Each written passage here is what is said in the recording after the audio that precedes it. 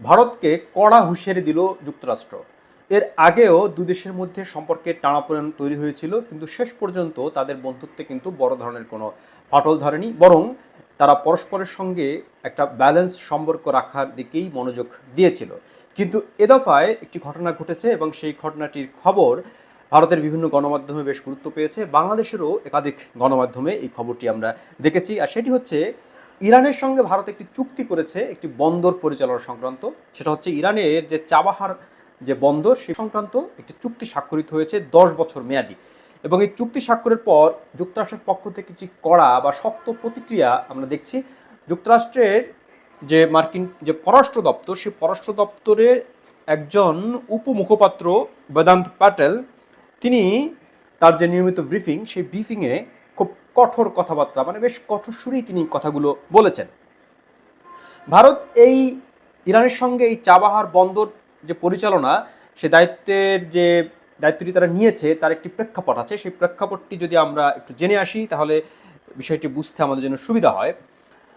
সেটি হচ্ছে যে ভারতকে যে চতুর্দিক থেকে ঘিরে ধরার একটি প্রকল্প আছে চীনে, সেটা হচ্ছে চীনের বেল্ট রোড ইনিশিয়েটিভ।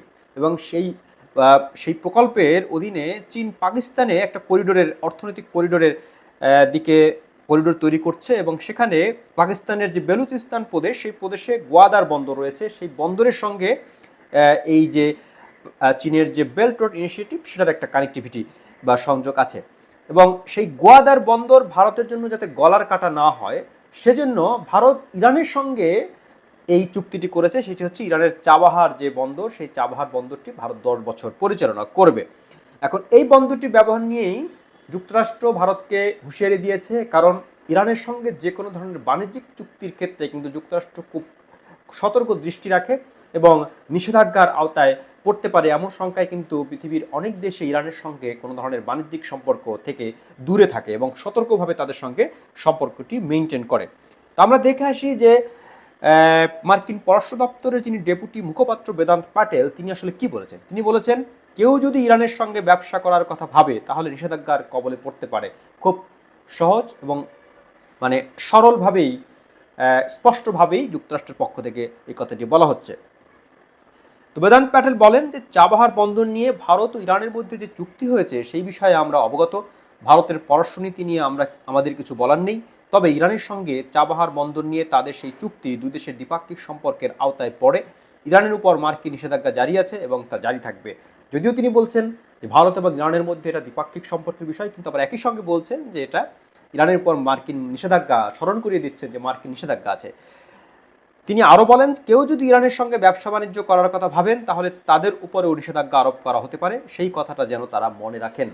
এই বাক্যটি আবারও বলছি, কেউ যদি ইরানের সঙ্গে ব্যবসা করেন তাহলে তাদের উপরও নিষেধাজ্ঞা আরোপ করা হতে পারে। এটা স্পষ্ট যে যুক্তরাষ্ট্র তার নিষেধাজ্ঞায় থাকা দেশগুলোর সঙ্গে যে কোনো ধরনের ব্যবসা বাণিজ্য যদি কেউ করে থাকেন, তার উপর নিষেধাজ্ঞা, অনেক সময় প্রচ্ছন্ন নিষেধাজ্ঞা থাকেন, যে আনুষ্ঠানিক নিষেধাজ্ঞা না থাকলেও অন্য কোনোভাবে যুক্তরাষ্ট্র তাদের উপর এক ধরনের ছায়া নিষেধাজ্ঞা কার্যকর রাখে, এরকম ঘটনাও আছে। যুক্তরাষ্ট্রের পক্ষ থেকে যতই হুঁশিয়ারি হুমকি দেওয়া হোক, ভারত কিন্তু এটা কেয়ার করছে না। এর আগে আমরা দেখেছি রাশিয়া যখন ইউক্রেনে হামলা শুরু হয়, তখন রাশিয়ার সঙ্গে সম্পর্ক রাখার ক্ষেত্রে বিশ্বের বিভিন্ন দেশের উপরে কিন্তু চাপ পড়েছিল এবং অনেক দেশ কিন্তু রাশিয়া থেকে দূরে সরে গেছে এবং রাশিয়া সে সময় একটা অর্থনৈতিক সংকটের মধ্যে কিন্তু পড়েছিল।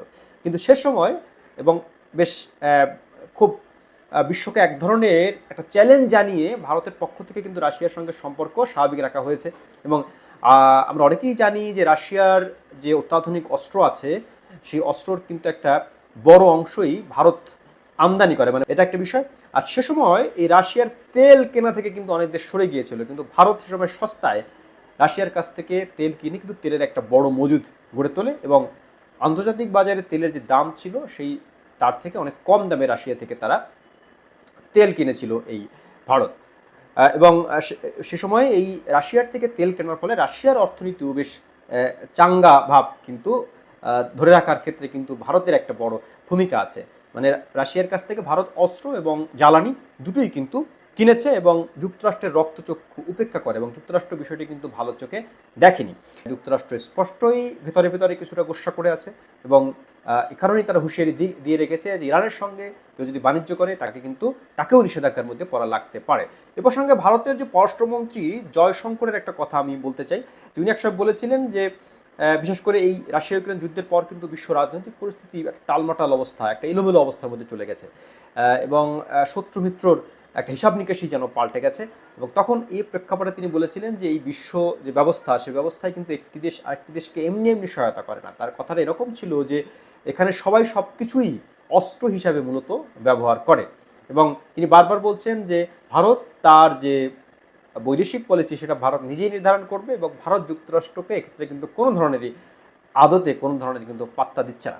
এখন দেখার বিষয় যে যুক্তরাষ্ট্র আসলেই এই ইরানের সঙ্গে এই বন্দর চুক্তি যে ভারত সম্পন্ন করলো এর পর কোনো বড় ধরনের কোনো পদক্ষেপ নেয় কিনা।